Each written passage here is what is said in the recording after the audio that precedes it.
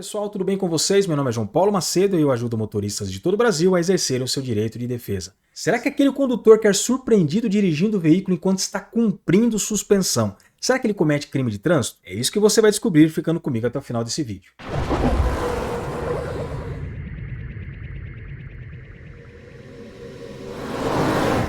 Mas antes, alguns recados importantes. O primeiro, se você está iniciando na área do direito de trânsito, está um pouco perdido, não sabe como funciona o processo administrativo, notificações, medidas administrativas, penalidades, a estrutura de um recurso, você precisa conhecer os meus cursos de trânsito, onde eu te ensino a atuar aí de dentro da sua casa e defender o direito de dirigir de milhares de condutores pelo nosso Brasil. Basta você clicar no primeiro link aqui da descrição e também no primeiro comentário fixado.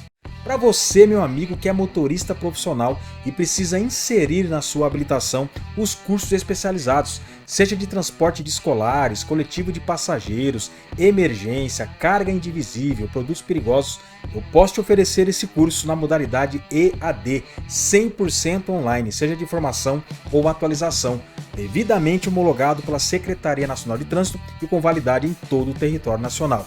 Basta você verificar o meu contato aqui na descrição, me chamar e eu te passo maiores informações. Pessoal, falando brevemente a respeito da suspensão do direito de dirigir, você precisa saber que ela pode ser imposta de duas formas. A primeira, pela via administrativa e a segunda, pela via judicial. Quando nós falamos da suspensão imposta pela via administrativa, é aquela que é aplicada por algum órgão de trânsito. Até um tempo atrás era só o Detran quem aplicava a suspensão. Já, de acordo com a legislação atual, outros órgãos de trânsito também podem aplicar a suspensão. E ela pode ocorrer por dois motivos, ou seja, pelo acúmulo de pontos no período de 12 meses, o qual obedece ali uma regra gradativa a depender da quantidade de infrações gravíssimas que aquele condutor cometeu, e também ela pode ocorrer pelo cometimento de infrações específicas, aquelas infrações que por si só já prevêem a suspensão do direito de dirigir. Exemplos, a infração do artigo 65, que é por dirigir sob influência de álcool, a infração do artigo 65A, que é por se recusar a fazer o teste do bafômetro, que na verdade o nome técnico é etilômetro, entre várias outras infrações.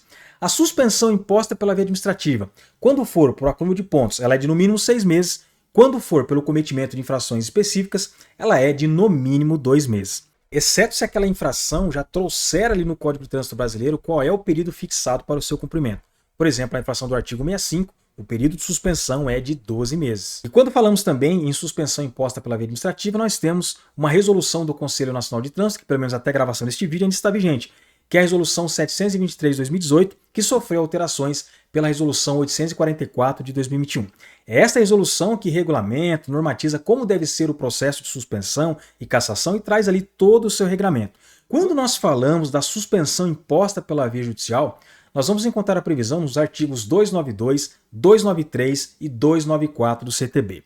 Em resumo, a suspensão imposta pela via judicial é quando aquele condutor ele vem a cometer algum crime de trânsito ou ele se envolve em um sinistro de trânsito grave e algumas outras situações. Como o próprio nome diz, só quem pode aplicar essa suspensão é um juiz, um magistrado, só o Poder Judiciário.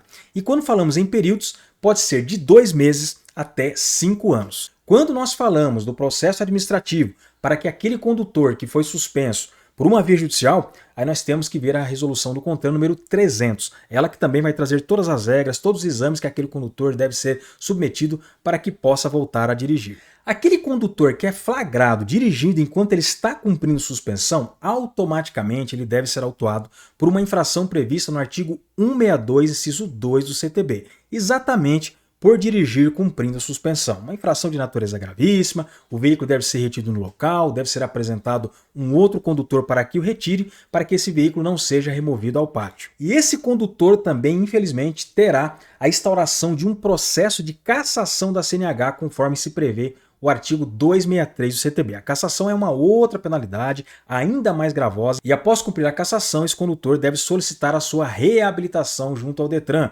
onde ele deve realizar todos os exames necessários para que ele possa voltar a dirigir.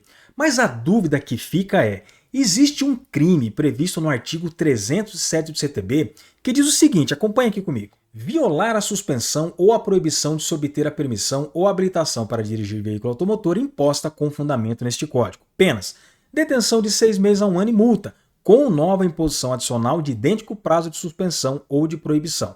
Parágrafo único. Nas mesmas penas, incorre o condenado que deixa de entregar, no prazo estabelecido no parágrafo 1º do artigo 293, a permissão para dirigir ou a carteira de habilitação. Aquele que está dirigindo enquanto cumpre suspensão, ele também comete esse crime? E a respeito desse tema, nós temos um informativo de jurisprudência do Superior Tribunal de Justiça, que eu vou ler para vocês aqui agora, que ele é muito importante, e também existem doutrinas e outras jurisprudências a respeito. Então, pessoal, este informativo é o de número 641, de 1º de março de 2019. Ele é oriundo de um habeas corpus aqui de São Paulo, e o destaque dele diz o seguinte, que é atípica a conduta contida no artigo 307 do CTB, quando a suspensão ou a proibição de se obter a permissão ou habilitação para dirigir veículo automotor advém de restrição administrativa. Eu não vou ler tudo isso aqui para vocês, senão o vídeo vai ficar muito longo, mas tudo que eu mostrar aqui para vocês nesse vídeo, eu vou deixar o link aqui na descrição. Mas em resumo, o que este informativo quer dizer é que só se configura crime de trânsito se aquela suspensão foi imposta pela via judicial.